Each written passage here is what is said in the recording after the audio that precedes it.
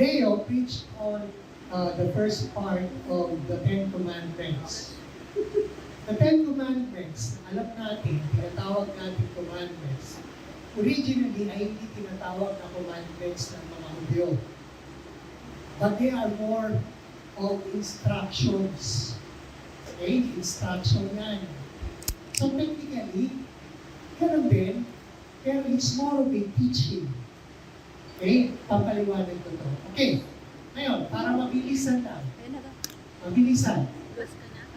Ikumpara natin kung paano naiintindihan ng mga Roman Catholic, ng Orthodox and Protestants ang division of Ten Commandments. Ito yung pinag-uusapan namin last Sunday ni Joanne. Paano tinivide? Okay? Now, magkaiba ang Roman tradition and then ang Orthodox and Protestant traditions pareho. Pero yung Roman tradition, iba. Okay, ganito. Una, sa Roman Catholic division, Commandments 1 to 3 and 7 to 10, ang tawag dyan yung Augustinian division. Ito po yun. Kinukombine niya yung prohibition of other gods and idols into one commandment. So yung sinabi dito sa Exodus 20, I am the Lord your God who brought you out of the land of Egypt, out of the house of bondage. You shall have no other gods before me. But, ikinumbay ng Roman yung, you shall not make for yourself a graven image or any likeness of anything that is in heaven or above, or that is in the earth beneath, etc., etc. And then, yung commandment 10 na nakikita natin dito, na natatapos dun sa coveting, na i-discuss ko mamaya, inahati niyan sa dalawa. Una, you shall not covet your neighbor's wife. Pero, sa Roman Catholic tradition, kasunod doon, you shall not covet your neighbor's goods. Okay? So technically, sa arrangement na mga Romano, dalawa yung coveting. Coveting your wife, others' wife, and coveting their goods. Okay, tingnan natin yung Orthodox and Protestant tradition. Dito, ito ang sinusunod normally ng mga Protestant churches or non-Catholics. Okay? So, dito, siniseparate yung prohibition of other gods from the prohibition of idols. So, ang number one commandment among Protestants and Orthodox ay yung sinabi, I am the Lord your God who brought you out of the land of Egypt, out of the house of bondage. Doon pala, commandment na yun. Sinasabi kasi, according to this tradition, na ang una talagang commandment, tinuturo ng Diyos sa atin, siya lang ang Diyos. Siya lang ang Panginoon.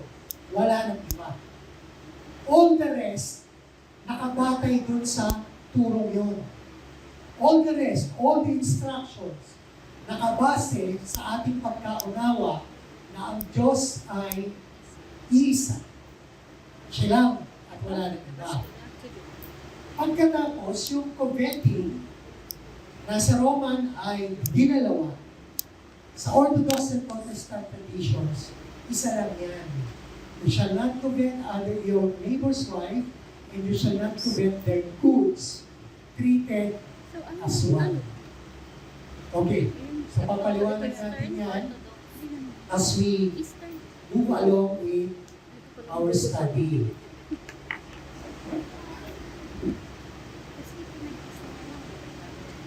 Okay. Let's pray for a while. Heavenly Father, we thank you for this day. We thank you for giving us once again the opportunity to turn to your word, to learn, but more so, to know you more. Not just to learn about you, but to know you more. To to walk in close relationship, fellowship with you, and with one another. Speak, Lord, through the power of your Spirit. Let your word come to us now with power, with deep conviction, and with your Spirit. In the name of Jesus, our Lord, we pray. Amen. So the title of our message for today is Called to Love, Called to be Healed. Called to love, called to be healed. Tinawag para magmahal, tinawag para maghilom. Okay, maaaring tinatanong natin, bakit gano'n? Ano ba ibig sabihin ito? Okay, bigyan ko lang kayo ng ilang mga talata mula sa Biblia bago natin ituloy yung ating pag-aaral.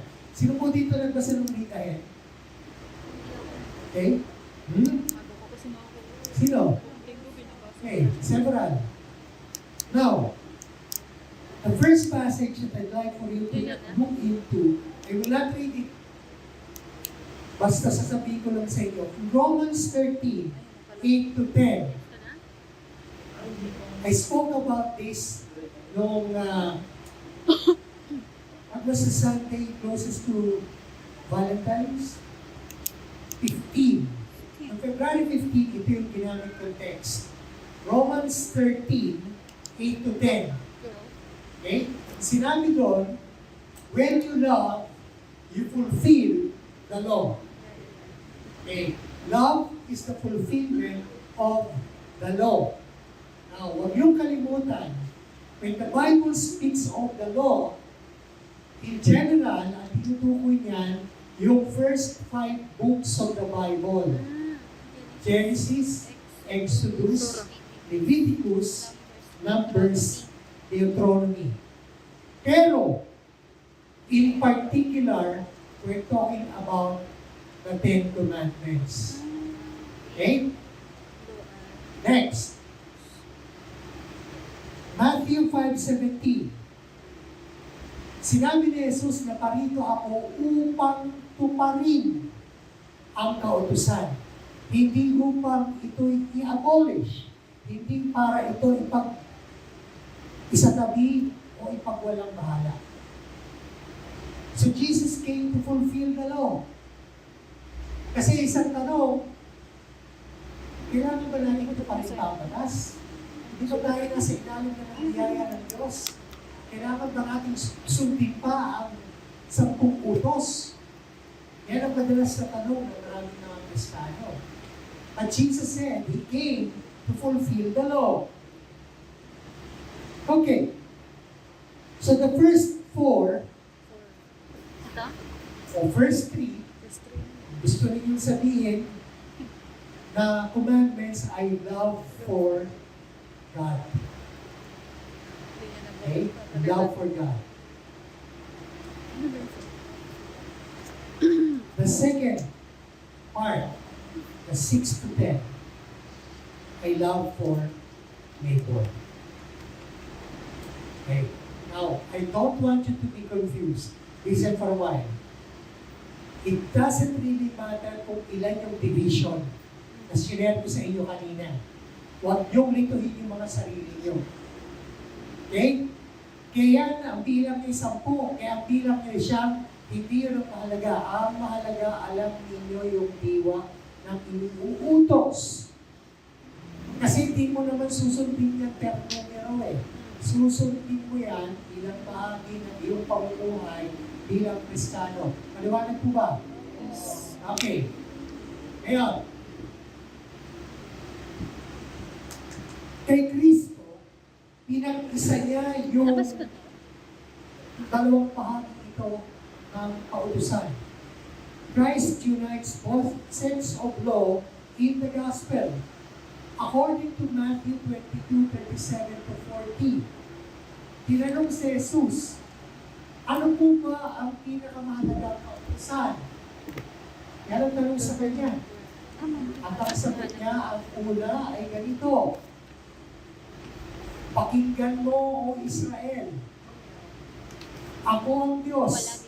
Ibigin mo ako ng iyong buong puso, ng iyong buong isip, ng iyong buong lakas, ng iyong buong buhay. At ang ikalawa ay, ibigin mo ang kapwa mo katulad ng pagmamahal mo sa iyong sarili. So makikita natin, gilagong ni Jesucristo yung 10 utos sa dalawa lang. No? He summarized the law into 2 points. Love for God and love for neighbor. Nasundan niyo po ba? Okay, good. Ngayon, ang tanong, how then should we view the commandments? Paano natin titignan ang mga utos ng Diyos na ito? Pero kasi kaisipan ng tao, no? Kapag dahil may utos, pag nilabag mo ang utos, lagot ka. Tama? Di ba ganon? Maski sa bayan, sa kalakaran natin, no? Bagamat nababayaran ng hustisya kung minsan, pero ang kalakaran, pag may utos, pag may batas, at nilabag mo ang batas, may penalty yan. Pwede po makikita na ito. Ilalamig ako.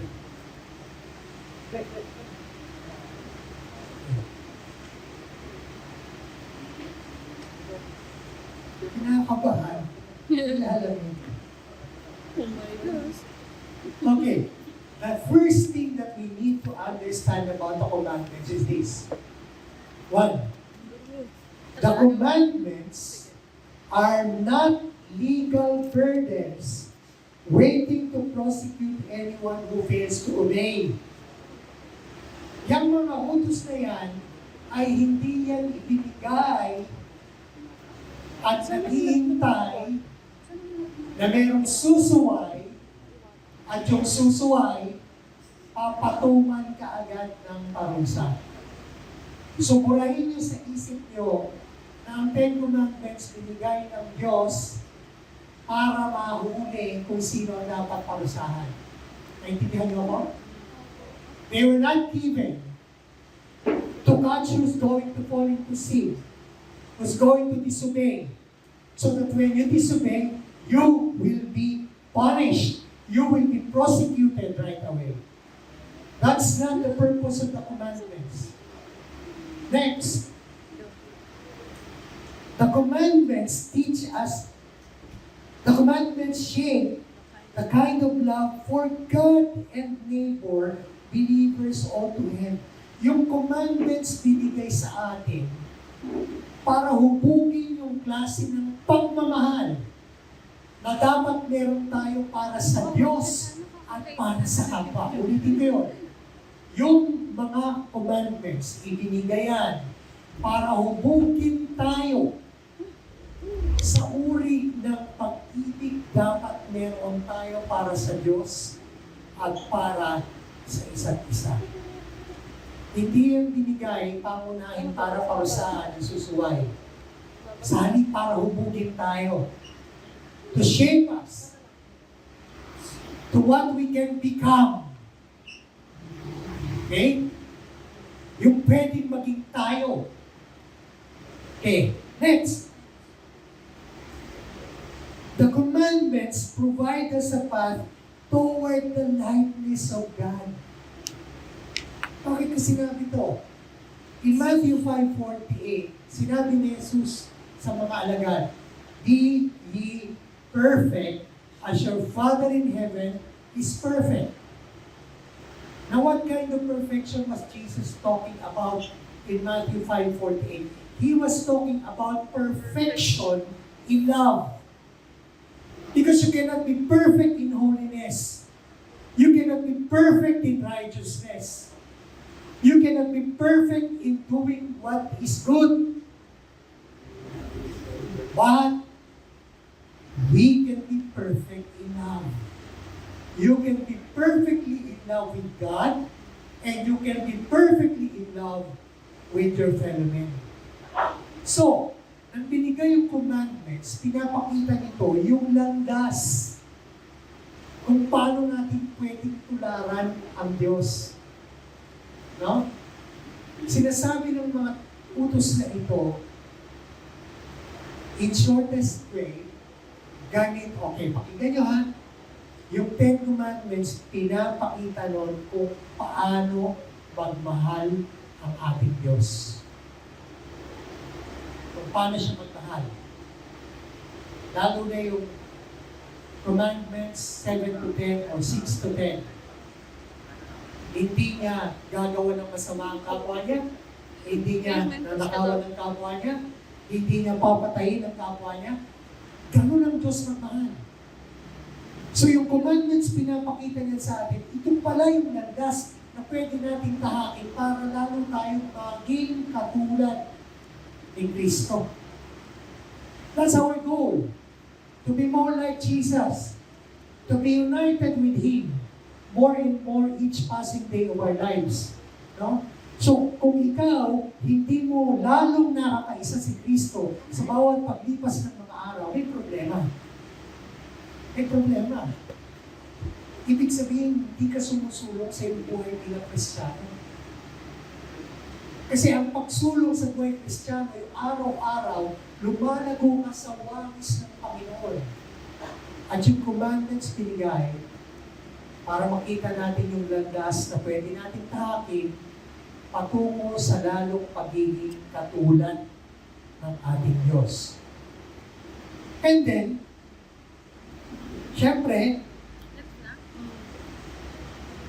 eventually, the commandments teach us what we can become from being healed from the spiritual disease of sin. Okay, listen. Kanina sinabi ko, binigay ang mga utos na ito hindi para tayo parusahan. Hindi para tayo ulihin kung sinong nagkasala. Bakit? Kasi ang Western Christianity, of which we are inheritors, okay? Ang Western Christianity, galing yan ng Europa. Okay? Mula sa Europa, napunta ng Amerika. Pagdating ng Amerika, dinala sa atin dito sa Pilipinas. So, inana natin yung kaisipan ng kanluran. Anong kaisipan ng kanluran? Ang kaisipan ng kasalanan na kanluran, ang kasalanan ay paglabag sa utos. Tingnan nyo ha, halaga to, ang hindi natin alam, hindi lang ganun ang pananaw ng Eastern Christianity. Ng Christianity sa lugar ng ating Panginoon. Eastern Christianity treats sin. Pinatrato ng Kristyanismo sa silangan ang kasalanan bilang sakit, karamdaman. So kung ang kasalanan ay sakit, ang unang mong hinahanap, hindi lang yung kapatawaran, kundi yung paghihilom. Yung paghilom ng buhay natin para ano? Para pag naghilom ka, magawa mong mahalin ng Diyos sa paraang karapat-dapat at magawa mong mahalin ng kapwa mo sa paraang karapat-dapat. Kasundan niyo ako? Yan din so we're treating sin as something legal. Nakakalimutan natin ang kasalanan isang malady. It's a disease. Hindi lang yan basta transgression of the law. Deformity yan. At the deformity, the only way to deal with it is to heal. Not just to be forgiven. Kung ang layunin mo sa buhay, mapatawad ka lang, sorry. Ginagawa lang natin garantiya ang kaligtasan niya alam ng hindi yan. Ganyan paraan. Ang kaligtasan ng Diyos, kapatawaran at paghihilom. Hinihilom tayo para tayo ihanda sa ganap natin pakikipagkaisa sa Diyos at sa isa't isa. Nasundan niyo po ba ako? Okay. So let's look at the fourth commandment. Honor your father and mother. Anong meaning ng honor? What's the meaning of honor? Honor, una, gratitude for life. Sino dito buhay pa mga magulang? Nasa Panginoon. Pareho, nanay at tatay, buhay pa. Sino dito buhay pa ang isa sa inyong mga magulang? Sino dito yung ulilan? Pakinggan yung mabuti ko. Dumating pa kayo sa punto ng buhay ninyo na kahit minsan, nagawain pasalamatan ng mga magulang ninyo na sa pamamagitan nila, mabuhay kayo sa mundo. O dumating kayo sa punto ng buhay ninyo na sinisin nyo pa ang mga magulang ninyo na kayo inianak at inianak kayo sa isang kalalagayan na mahirap lang, pasangit, at walang patutunguhan. Hindi ka ako mag-alala, di ba? Good for you. Kung bakit seriously. When we talk about honor your father and your mother, we're talking about gratitude for life. Nagpapasalamat ako kasi binuhay ako ng Diyos sa pamamagitan ng aking mga magulang. At pinararalan ko ang aking mga magulang kahit yun. Please, hindi lang sa isang pamilya hindi perfecto. Hindi nga kami marunong magsabihan ng I love you eh. Kaya mo natin yung talaga yan. No? Pero ang father ko was a very good provider. Kung pwede magtrabaho ng 24 oras, gagawin niyo yun. Para lang buhayin kayo. Ganun din yung mother ko. Pareho silang guro. Tatay ko naging professor sa universidad. Nanay ko eventually nag-resign sa pagtuturo. High school. At nag-negosyo. Now, hindi perfect yung takbo ng aming pamilya. Meron mga araw na tinatapo kami ng mga pinagkautangan dahil nalugi sa negosyo ang mga dito. Kakatok sa pintuan, pagbuurahin kami. Ano nasa namin yun? Pero sa kabila nun, kahit kailan, hindi ko pinabuhian ang mga magulang ko kahit nasanda kami buong pamilya sa ganong kalagayan. Never! Never. Sino dito may buhay pang magulang? Okay. Listen. I'll tell you this. At sasabihin ko ito mula sa puso ko. Pasalamat kayo. Pasalamat kayo. Kapag ka ang tao kahit na makatanda na ulila, you will really feel ang honor. When my mother died, I knew for a fact, iba na ang takbo ng buhay. Kasi pag may magulang ka, parang full grown yan eh. Siya yung, he or she holds you together bilang magkakapatid.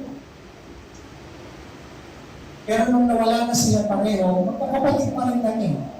Pero alam namin sa mga sarili namin, may ganyan na ngayon ang aming buhay. May ganyan yung takbo ang aming buhay. Pasalamat kayo, may mga magulang pa kayo. I'll tell you this. Darating ang araw, kukunin sa inyo yung mga magulang niyo. Darating yan. I remember the night I was asked by the family, our family, to take care of my father when he was in the hospital.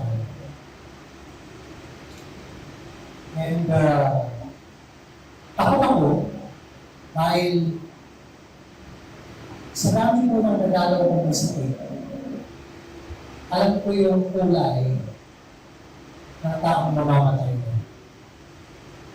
Alam ko po yun. When I see a person, a sick person, I know if that person is dying. Ang tawag po namin doon, kulay pa yun. For the first time in my life, ako yung bantay ng tatay ko. Sinugyan ko si Papa. Papa, mahal ka. Mahal ka namin. For the first time,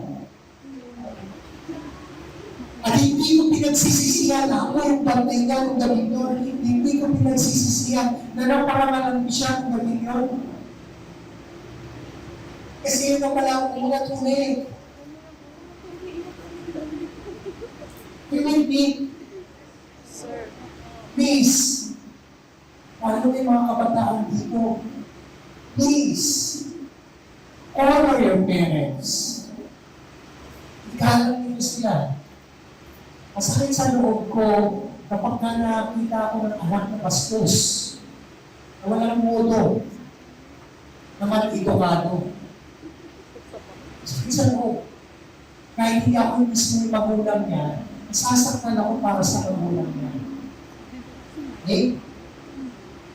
Now, this fourth commandment also talks about the family as the domestic church. When I say domestic church, yung pamilya ninyo, maliit na church yan. Di ba ba ulit-ulit na tinuturo dito sa loob? Every father is what? A pastor. At yan ang tinuturo talaga ng Biblia. Hindi yan tinuro ng loob. Akala nyo kasi loob lang na tinuturo. Hindi. Yan ang turo ng Biblia. When the Bible talks about honoring one's parents, we're talking about the family as a domestic church. So never forget that. And where the church is, there should be order. There should be somebody leading it. There should be somebody pastoring it. Okay? This is for all the families here, for those who will be marrying, for those who are thinking about getting married in the future, tandaan niyo yan. Turn your families into domestic churches. Parang ituring mo ang pamilya ninyo ay anak ng iglesia ninyong pinagbibilangan. Ano ba? Well, may extended application. Ang extended application ng honor your parents. Honor the elders. Okay, in the church, we have elders. Honor them. As much as you honor your parents. Naintindihan niyo ako? So, yung kultura dito, pag nakikita ang mga pastor, minamanuhan. Para piliin natin yun. That's the extended application of that commandment. Respect those who are in authority, in church, or even in civil society. Kasama yun. So ano ngayon ang spiritual fruit nito? Meron tinatawag na spiritual fruit yan. Bakit pagka meron nangyayari sa tao, kapag marunong kang gumalang at magparangal sa mga nakatanda sa inyo. Ano ba ano? Ano yung bunga? Yes, kung sa long life, dahil tinanong ko yan, when you start submitting, when you start honoring, one of the fruits na binubungan yan sa buhay natin, humility. We become more humble. And you know why humility is so important? I'll tell you why. Where there is humility, there is grace, there is blessing, there is mercy. Kung gusto mo na ikaw ay biyayaan, kahabagan, tulungan, matuto kang maging mawalang loob. Una, na pinagpapakitaan yan ang ating mga magulang, and then yung extended family. Okay, next. The fifth commandment, you shall not murder. Okay. Sorry. Well, wala naman siguro talaga dito makakaisip mo ba tayo? No? Meron ba dito may murderous spirit na? Gusto mo lang pumatayin? No? Natatawa ko, wala naman, ano? Pero minsan pag nagagalit tayo, anong sinasabi natin? Sabi natin pag nagagalit, mamatay ka na! Di ba? Di ba? Kung hindi pa tayo binabago ng Panginoon, di ba? Alala ko nun, pagka nagagalit ako, pag nagigili ako, mumurahin kita, mumurahin ko, pati nanay mo, tatay mo, lolo mo, tiyak mo lahat. Mumurahin ko, pati kalululuhan mo sa gigil ko. Ganun ako. Pero ang tinuturo sa atin itong commandment na to, murder is not just physical killing. It goes beyond physical killing. Alam niyo ba, sinabi ni Jesus, ang sino man sa inyo na namumuhay sa kanyang kapwa. Ito, lumang salin ng Biblia sa Tagalog. Ang tinawag mo ang iyong kapatid na, ito yung lumang Tagalog, ulol. Ano katumbas niya, ulol? Wala kang kwenta.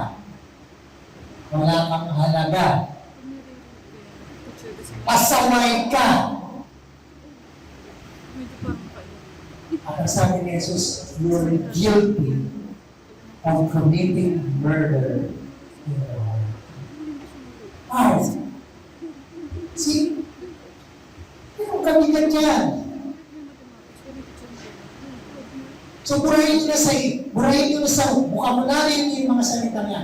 Wala kang kwenta, pasaway ka, ulul, naku.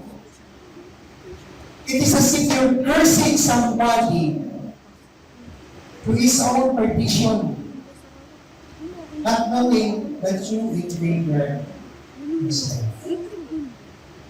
Bakit napakahalaga na isip na ipiganan natin mo siya na murder? Kasi, mga kapatid, ang bawat isa sa atin ay wamis ng Diyos. Kahit yung mga sinto-sintong nakikita mo sa daan, kahit yung mga gutay-gutay yung mga damit na nakikita natin sa daan, kahit pa yung mga nagwubo sa daan, kahit pa yung mga nasa mental, ewan ka na niyo? Kapag sa mental?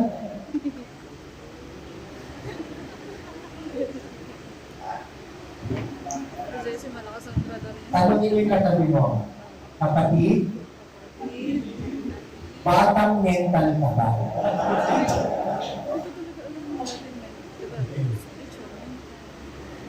Huwag niyong kalimutan to.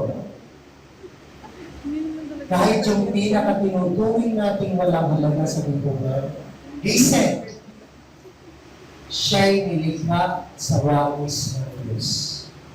Meron siyang dignidad, meron siyang karangalan, na katulad din ng karangalan meron ka na ibinigay sa inyo ng Diyos. Kaya wala kang karapatan na kumitil na karangalan yan. Wala.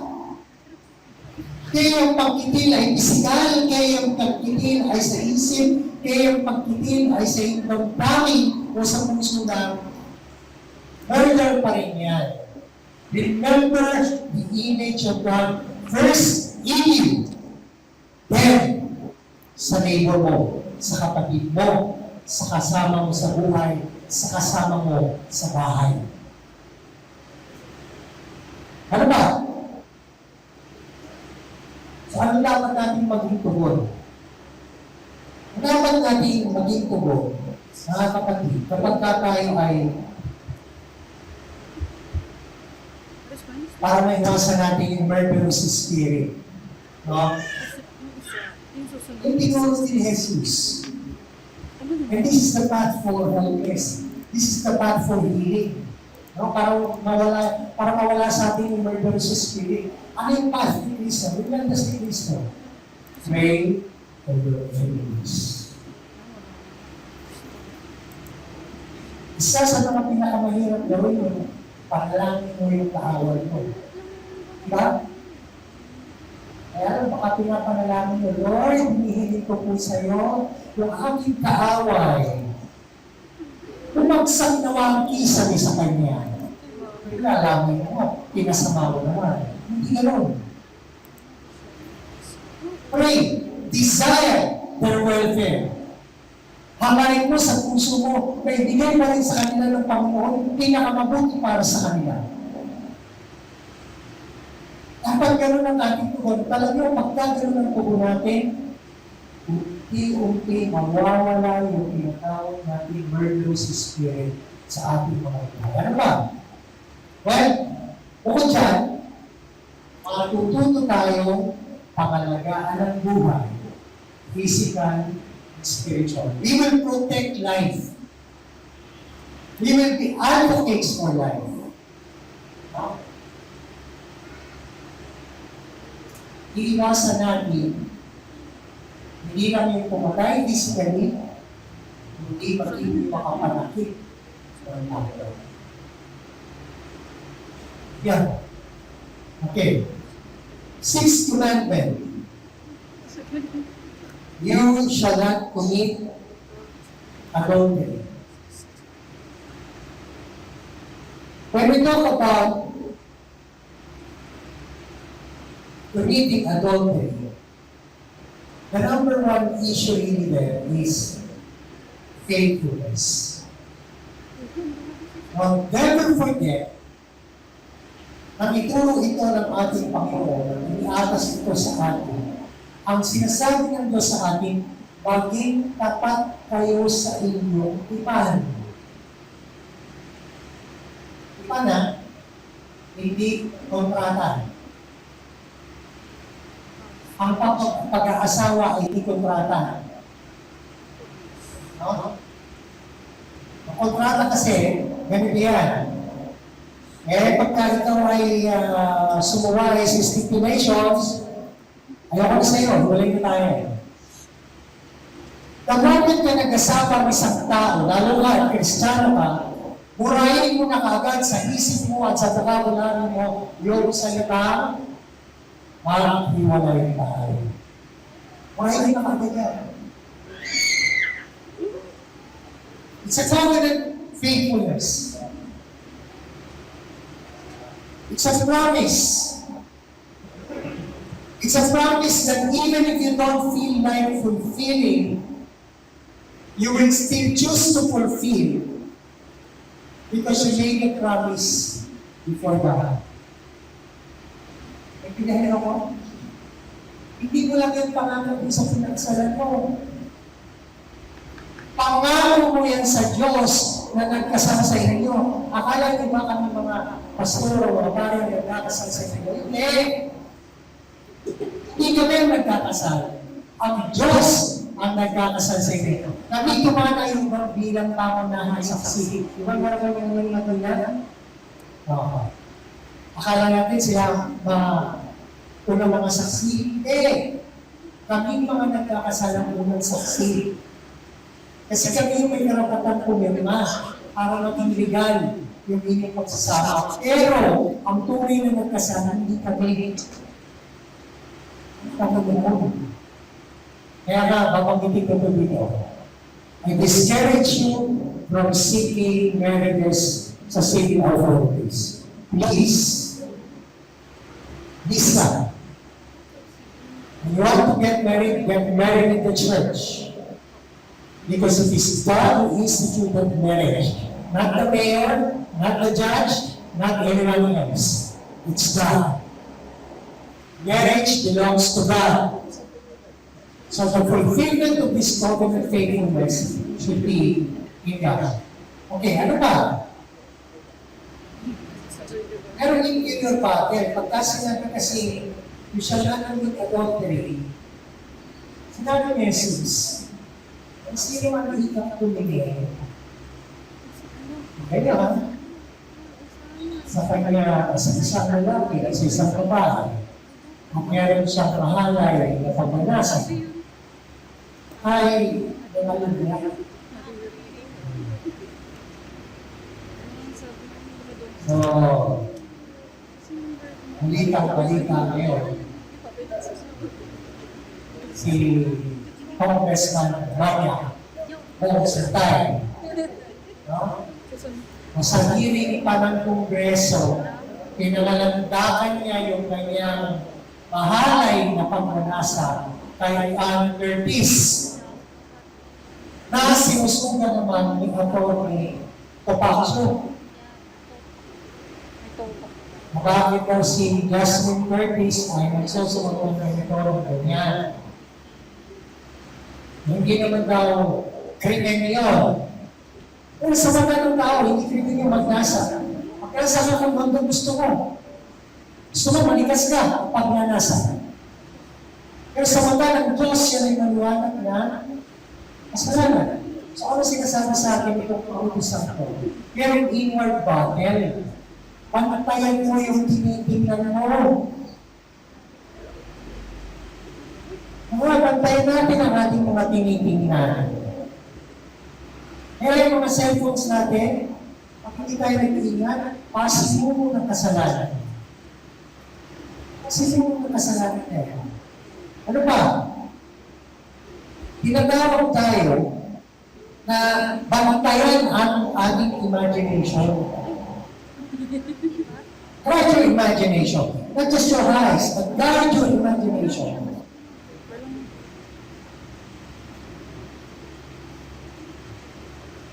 Sana ito talagang mag-imagine. Huwag mo yung kalasuhan. Nagkagamitin yung imagination nyo for creative purposes. For God-honoring purposes. Ano ba? Pinakamahalaga. Guard your heart. That is true purity. Pagkatayan yung puso mo. Kapag ang puso mo nararamdaman mo lumilihis na, tinatawag ka na kung saan, pantayan niya. Kasi nagsisila na hindi mo kapag yung kaya yung mga nagsasabi, mga lalaki na nagsasabi, susunod ko. Hindi ba ito naman ako? Matagal ka nang nagpapapakso, matagal ka nang nagpapamanong. So, pumigay ka na ng tuloy-tuloy. Kaya yun ang nangyari sa iyo. Ano yun?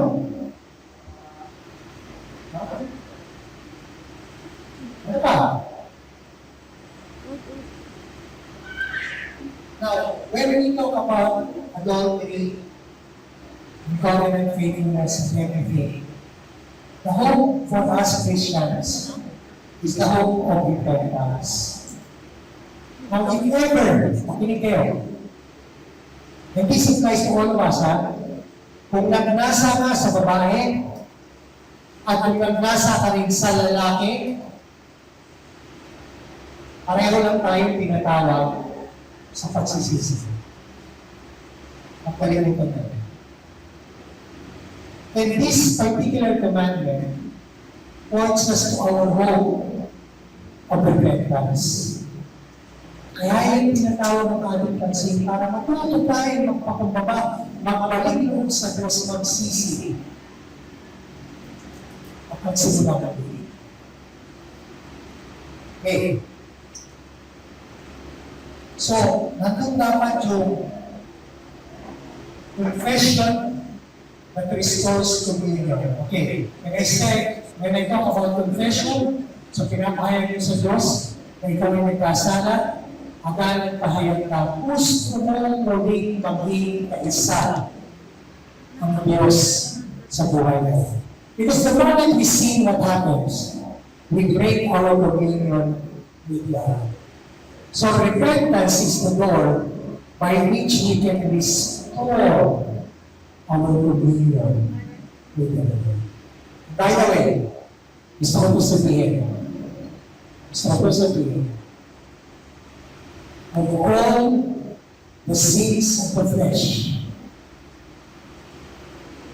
sexual sin is the hardest to break. Sa lahat ng kasalanan sa laman, sexual sin ang pinakamahirap buhay. Kaya kung nag-iisip ka maglaro ng Katolik, ihilig mo na. Hindi mo gustuhin kapag nasimulan ka na alipihin. Okay, Commandment number 7. You shall not steal. So when we talk about you shall not steal or stealing, what do we mean by that? There are forms of theft. Yung mga uri ng pagnanakaw. No? Halimbawa, yung exploitation. Meron kang kumpanya, o boss ka, manager ka, tapos anong ginagawa mo? Pinagtratrabaho mo yung iyong mga trabahador nang walang extra pay. May overtime, pero wala kang extra pay. That's exploitation. And that's a form of theft. Ninanakawan mo ang kapwa mo ng karampatang lupa na meron sa siya. Ganyan. Kuha niyo po. Kuha tayo ng mga kasabahay. Pero hindi natin binibigay ng karampatang.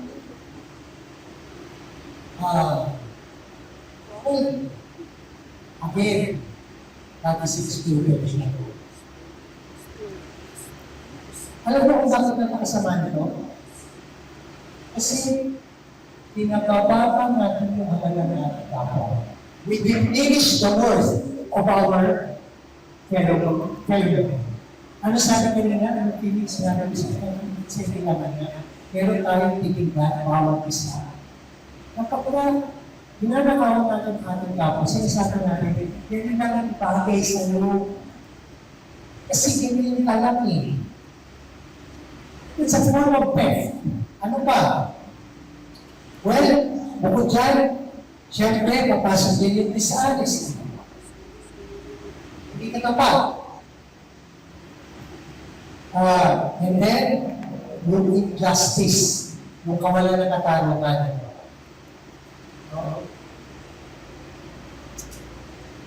Ayaw kong magiging political to message na to. Pero isipin nyo lang ito.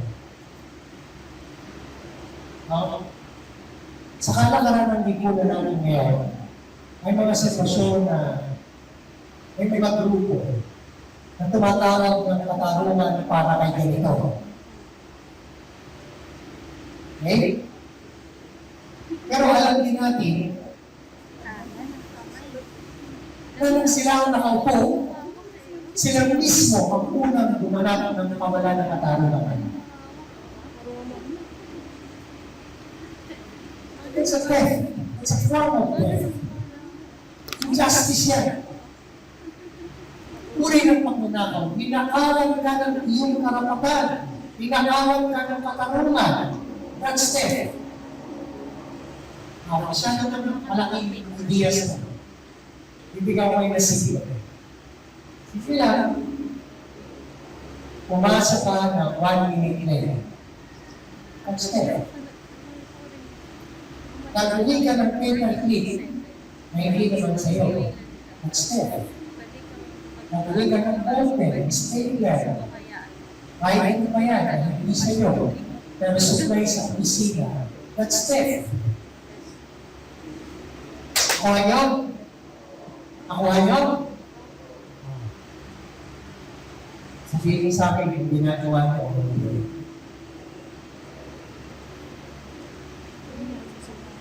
Okay.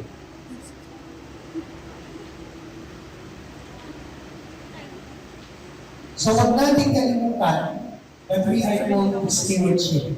All of us are stewards. Pinagkatiwalaan lang tayo. Okay? So that's never be stewardship. Never forget that you're stewards. And what elaborate on that anymore? And the third is healing virtues. So ano ang healing virtues sa nutrition and stealing? Ano yung virtues na pwede natin yakapin para hindi tayo maging mga pagnanakaw. Yan ang ginamit ko rin diretsong salita. Para hindi ka maging magnanakaw, kapatid. Merong prescription ng Diyos. Meron siyang prescription.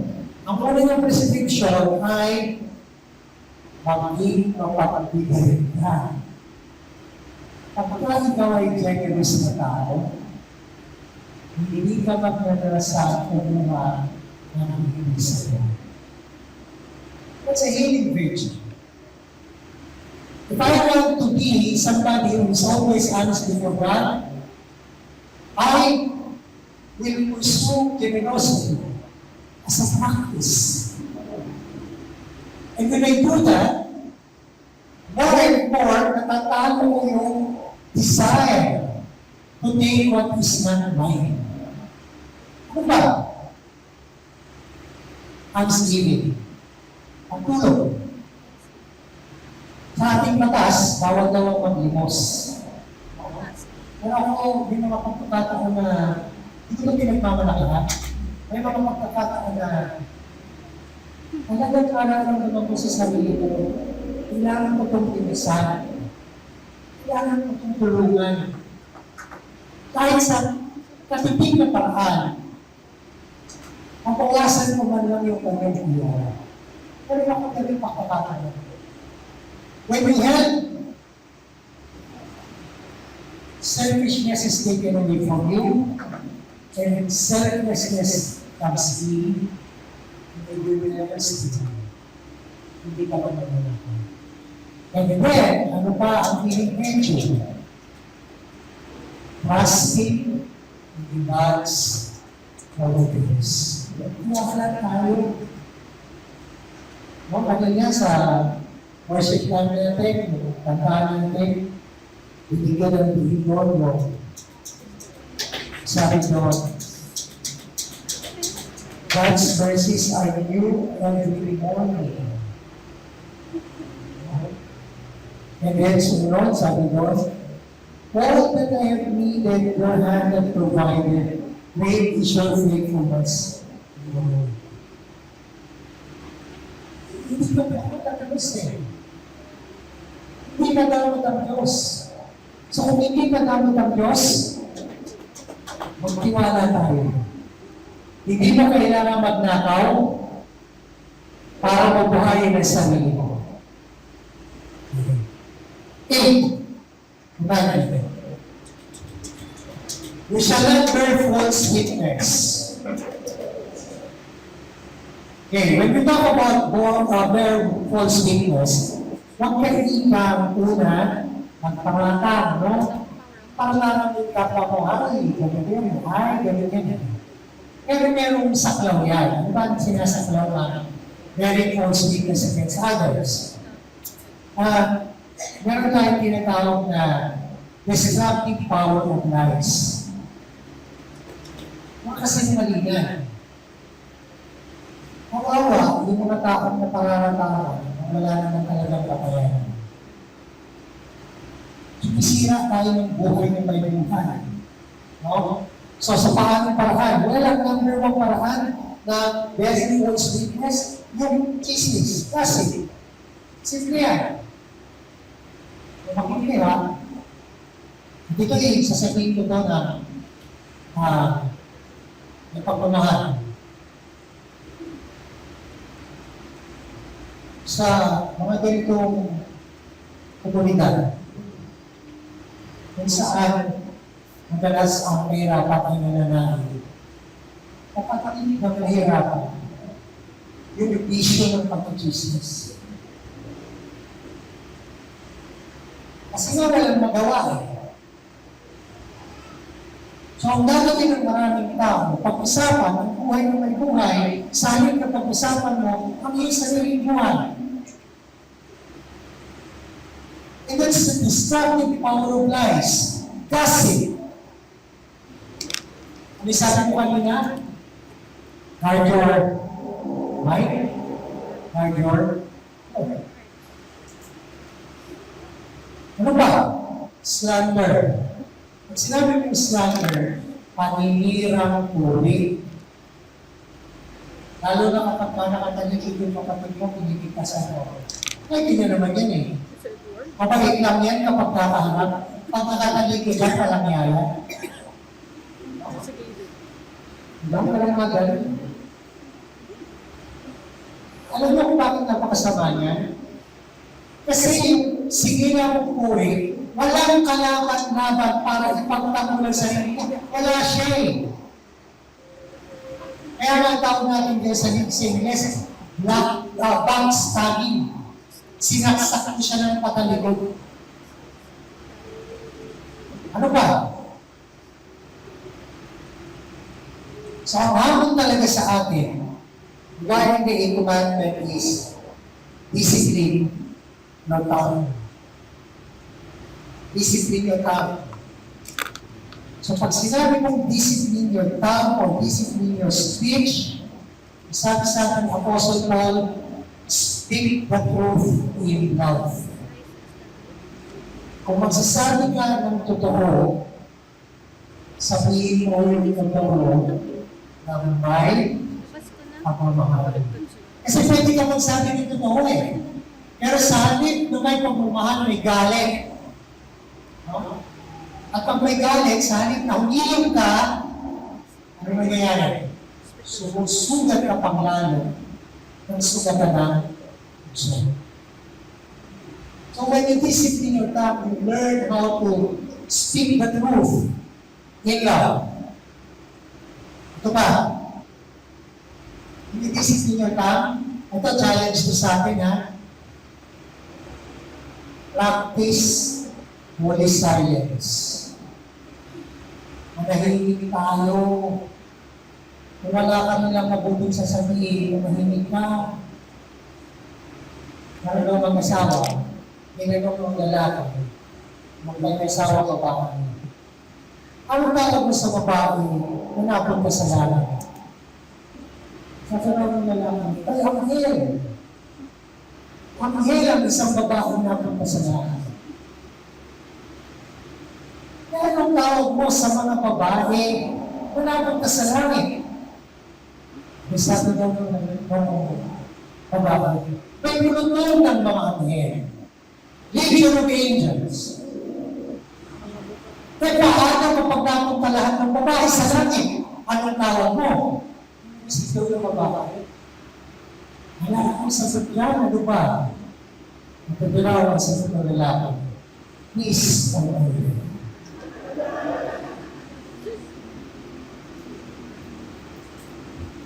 Right.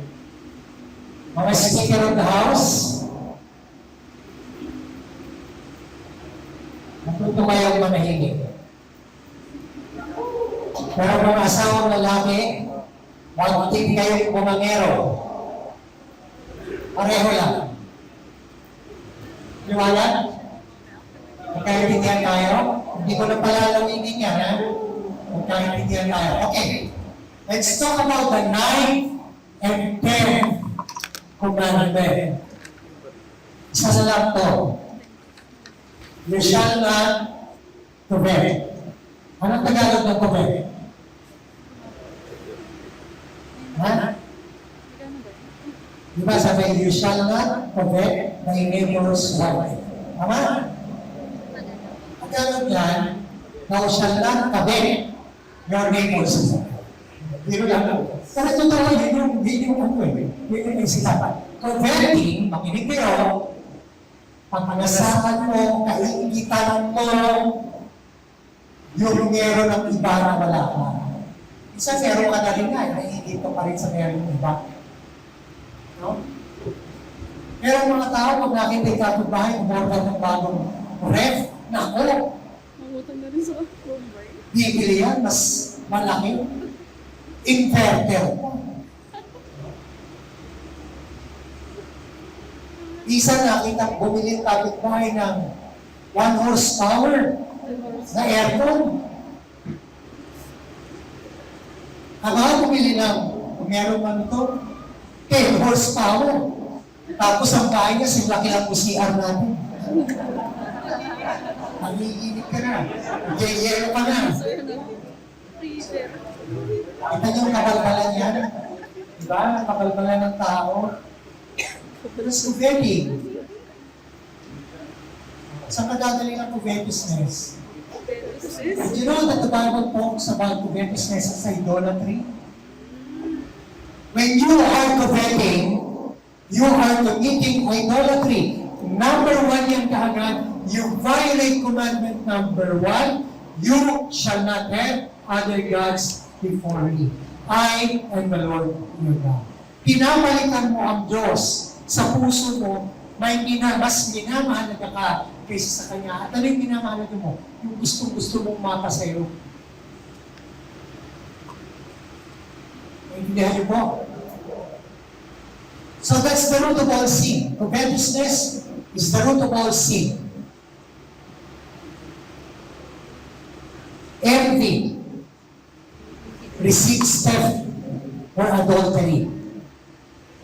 Desire precedes action. Pag meron ka ng matinding pagnanasa, susunod na yan. Pag gagawa ka, nakikilis ka. So anong nature ng coveting? At kami nag-usapan natin ang coveting, dito yun ang sisimula, yung compare. Bakit siya meron, bakit ako wala? No? Pag ganyan na ang attitude natin sa buhay, bantayan mo na. Magsisimula ka ng maging covetous. Bakit kaya yung asawa niya, pagkaganda-ganda, ang puti? Ano kayang sabon ang ginagamit? Bakit kaya yung asawa ko kahit mamahal ng perla, ganun pa rin? See? Diba? O ito, kabalbala ng social media.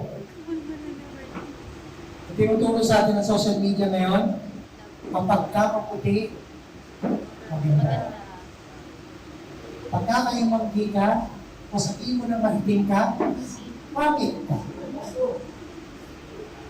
Gusto kaya ang attitude mo? Diba? Diba? So anong ginagawa? It creates comparison. It creates, sabi nga, desire. That's covetousness. Ano ba? Ang nature ng coveting, ingratitude. So pag sinabi mo ingratitude, hindi ka marunong magpasalamat na mayroon that's the nature of coveting. So, anong remedy? Ang remedy dyan, para hindi ka maging covetous, number 1, ang pinakamahalaga, be thankful. Kahit ano pa ang natanggap mo, be thankful.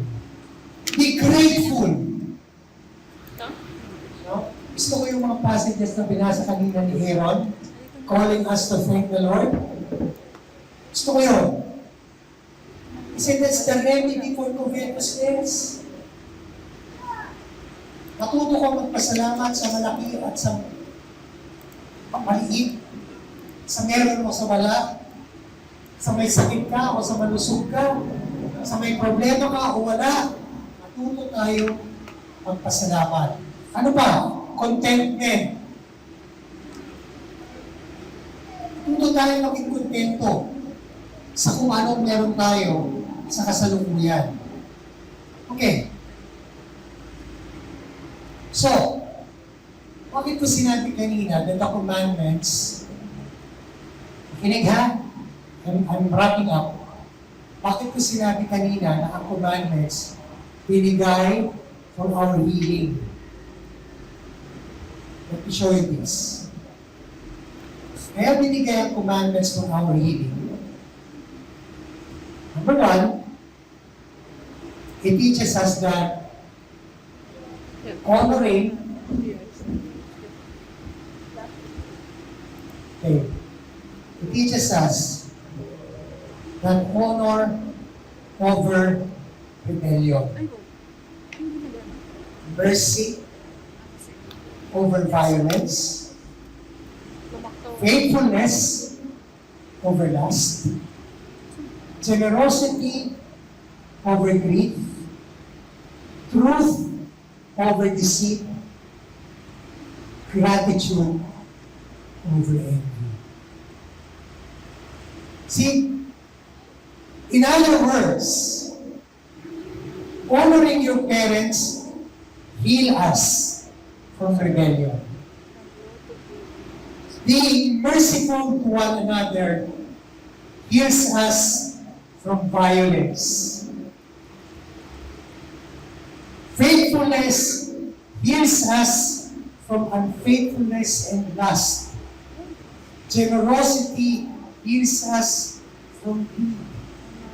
Truth heals us from deceit, and gratitude heals us from ingratitude and envy. Mga kapatid,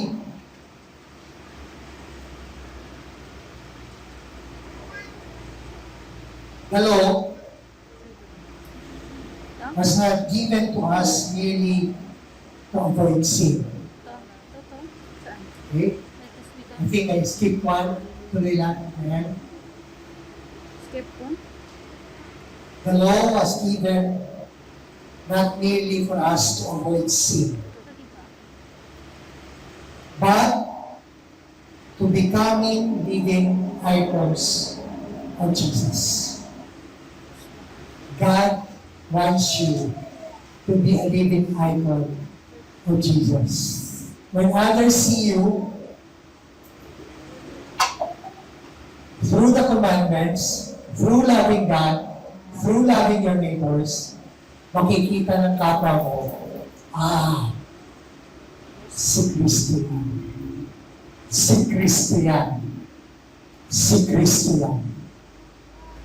Hindi ko sinabing magiging mga Diyos tayo, pero in many ways, we can become Christ, the bearer of God's image to our neighbors. God bless you.